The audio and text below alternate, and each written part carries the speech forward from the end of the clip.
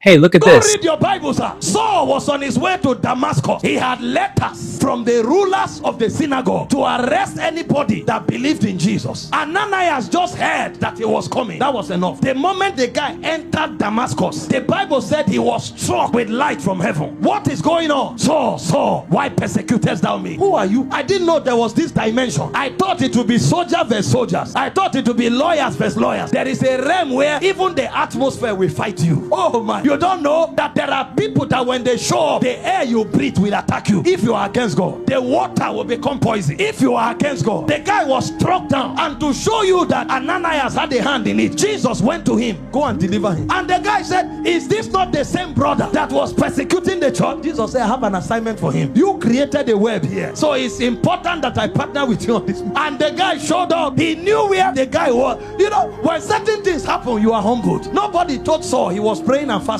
He threw his weapons away. If atmospheres can arrest people, whoever has this power, I want to know him. And a brother walked in. Brother Saul, the one you saw on the way sent me to you. Now rise up. A scale fell off his eyes and he began to see. That was how the great apostle was born. By atmosphere created by a ruler. It's a dimension in God, but men can walk in it. Why did you think Balaam couldn't curse Israel? The shout of the king is in their midst. His rulership. Israel was not praying. They were not fasting, but there was a government above them. There's no enchantment against Jacob. There's no divination against Israel. The shout of a king is on their midst. These are dimensions.